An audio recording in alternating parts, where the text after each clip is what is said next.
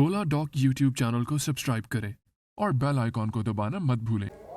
बिस्मिल्लाहिर्रहमानिर्रहीम। आज का टॉपिक है सेकंड वेव ऑफ कोविड।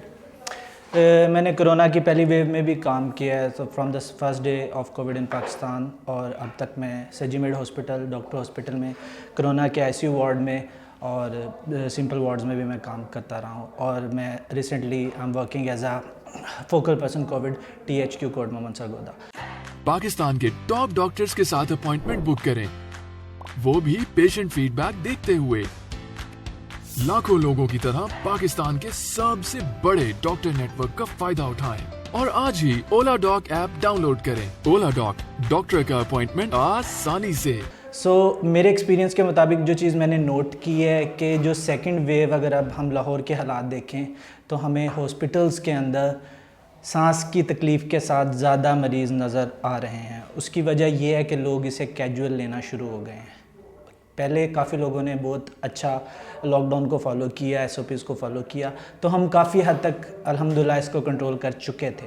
लेकिन अब मसला ये आ रहा है कि लोग इसे इतना कैजुअल ले चुके हैं कि वो समझते हैं कि शायद कोविड है ही नहीं। हालांकि मैंने अपनी आंखों से मरीज़ों को दम तोड़ते भी देखा है, रिकवर होते हुए भी देखा है। तो फ़र्क सिर्फ इतना सा है, जिन लोगों ने इसे कैजुअल लिया है उन्होंने कॉन्सिक्वेंसेस को देखा है, उनके पूरे घर में कोविड हुआ है और उन्होंने इस पैनिक को अपनी आंखों से देखा है, और वो अब लोगों को बताते हैं इस बारे में कि सेकंड वेव से बचें और SOPs को फॉलो करें।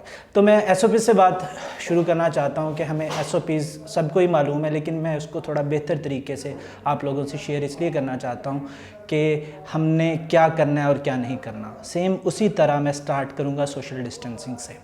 सोशल डिस्टेंसिंग से क्या मुराद है? हम दूर, एक दूसरे से दूर रहें, कितना फ़ासला हो, हजूम ना क्रिएट करें। ठीक है, ये ज़रूरी नहीं है कि बहुत ज़्यादा लोग वहाँ पे मौजूद हैं और आप कहते हो कि जैसे आपने इतना फ़ासला रखना है और हजूम में जा रहे हो, मास्क पहना हुआ तो आप सेफ़ हो। नहीं, आपने बिला वजह बाज़ारों में नहीं जाना। बिला वजह अगर आप घर में नमाज़ पढ़ सकते हैं तो पढ़ लें। अगर मस्जिद ऐसी जहाँ पे SOPs फॉलो हो रहे हैं, जो कि अल्हम्दुलिल्लाह मस्जिदों में SOPs फॉलो हो रहे हैं, तो आप वहाँ पे भी जा सकते हैं।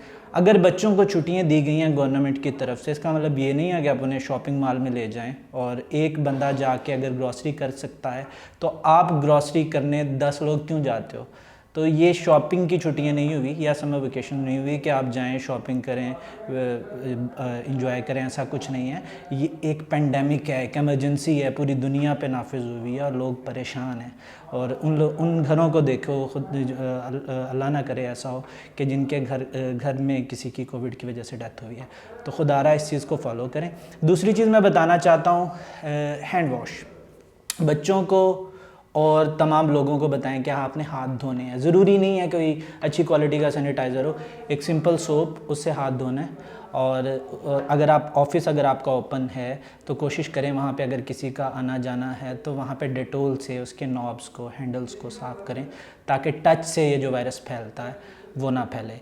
फिर आती है बात मास्क की, क्योंकि हमारे कंट्री में हम इकनॉमिकली जो रिसोर्सेज हैं उसके मुताबिक हर बंदा N95 नहीं ले सकता। तो अगर चाहे आप कपड़े का मास्क यूज़ करें या फिर आप कोई सिंपल मास्क यूज़ करें, इवन मैं कहता हूं कि अगर आप रीयूज़ भी कर रहे हैं धूप में रखने के बाद जो रिकमेंडेड WHO की गाइडलाइंस हैं अबाउट द मास्क, तो आप यूज़ कर सकते हो। लेकिन मास्क ज़रूर पहने। कब पहने? जब हजूम में जाएं। अगर कमरे में बैठे हैं, आउटडोर हैं, ज़रूरत नहीं है तो, लेकिन मास्क को यूज़ करें। अब तीसरी चीज़ जो आती है, इन तमाम चीज़ों का जो SOPs को फॉलो करने के बाद हमें कब तक इंतज़ार करना पड़ेगा? तो गुड न्यूज़ यही है कि इंशाल्लाह काफ़ी कंट्रीज़ में वैक्सीन्स की आमद हो चुकी है। लेकिन जब तक ये इमरजेंसी पूरी दुनिया से ख़त्म नहीं होती तो हम SOPs को फॉलो करते रहें और अपनी गवर्नमेंट का साथ दें। अब आती है बात दूसरे नंबर पे, इसकी आपको मालूम कैसे होगा कि आप कोरोना का शिकार हो चुके हैं? अगर आपको बुखार बार बार हो रहा है, सांस में तकलीफ़ है, और अगर आप CBC करवाते हैं, एक्सरे करवाते हैं, उसमें कोई फाइंडिंग आपके फिजिशियन को मिल जाती है और आपका टेस्ट पॉजिटिव भी आ जाता है, तो उसमें 2 तरह के तरीके हो सकते हैं। या तो आपने होम आइसोलेट होना है। तो मैं होम आइसोलेशन के बारे में थोड़ा सा डिस्कस करना चाहता हूँ। परेशान होने की ज़रूरत नहीं है। तो जब भी आपको, अगर आप पॉजिटिव आ गए हैं या आपको सिम्टम्स आ गए हैं, तो आप घर पे रहें, सेपरेट रहें, अपने आप को सेपरेट रूम हो, सेपरेट वॉशरूम हो, जो भी गाइडलाइंस हैं उसको फॉलो करें और अपनी इम्यूनिटी को बेहतर करें, अपनी कुव्वत मुदाफ़ियत को बेहतर करें। उसके लिए मैं बोलता आम तौर पर कोरोना का मैं इसलिए थोड़ा सा शुक्रगुजार इसलिए हूँ कि लोगों ने अपनी इम्यूनिटी का ख्याल रखना शुरू कर दिया है। उन्होंने अच्छी मल्टीविटामिन्स, फ्रूट्स खाना शुरू कर दिए हैं, फ्रेश वेजिटेबल्स खाना शुरू कर दिए हैं। तो यही मैं कहूँगा कि एक फ़्रूट का एक पूरा सा आप प्लेटर बनाएं जिसमें 5 किस्म के फ्रूट रखें, स्पेशली चेरी, वो आपकी इम्यूनिटी को बढ़ाता है, वो खाएं। इसी तरह वेजिटेबल्स इस्तेमाल करें, मल्टीविटामिन्स यूज़ करें, जिंक और कैल्शियम का इस्तेमाल करें। ये सारी चीज़ें जो हैं आपकी इम्यूनिटी को बूस्ट करती हैं। अब आ जाते हैं हम इसके फर्दर कि अब अगर मरीज़ को इसकी हालत जो है ऑक्सीजन सैचुरेशन कम होना शुरू हो गया, सबसे पहले घर में आपके पास 3-4 चीज़ें ज़रूरी होनी चाहिए। एक तो थर्मामीटर होना चाहिए कि अगर कोई फीवर स्पाइक हुआ है तो आपको मालूम हो कि फीवर स्पाइक क्यों हुआ है। दूसरी, आपके पास एक छोटा सा ऑपरेटर्स होता है जिसे पल्स ऑक्स, जो ऑक्सीजन की मिकदार को बताता है। अगर किसी को सांस का मसला हो रहा है घर में तो वो आपके घर में मौजूद हो, तो उसके मुताबिक आप इमरजेंसी को देखें। अगर सेंटेंस बोलते हुए सांस में लेने में मसला हो रहा है तो फ़ौरन से अपने फिजिशियन को कंसल्ट करें और उनसे पूछें कि क्या ये कोरोना के सिम्टम्स हैं, क्या हमें हॉस्पिटल जाने की ज़रूरत है। अगर कोई भी कंडीशन इतनी ज़्यादा बुरी होना शुरू हो गया तो आपका फिजिशियन कंसल्टेंट आपको फ़ौरन से बोलेगा कि आप हॉस्पिटल आ जाएं और आके एडमिट हो जाएं।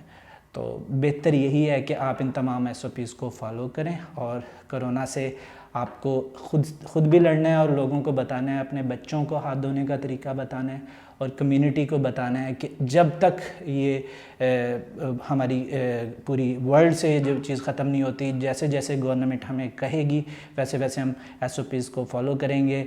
और अगर हमें किसी भी किस्म का मसला होता है, आपको मसला होता है, तो आप अपने डॉक्टर को कंसल्ट करें टेलीमेडिसिन के ज़रिए। तो बेहतरीन तरीका ये है कि आप आजकल हॉस्पिटल्स में ना जाएं और टेलीमेडिसिन के ज़रिए अपने डॉक्टर को कंसल्ट करके इसके सिम्टम्स के बारे में मज़ीद पूछें। शुक्रिया।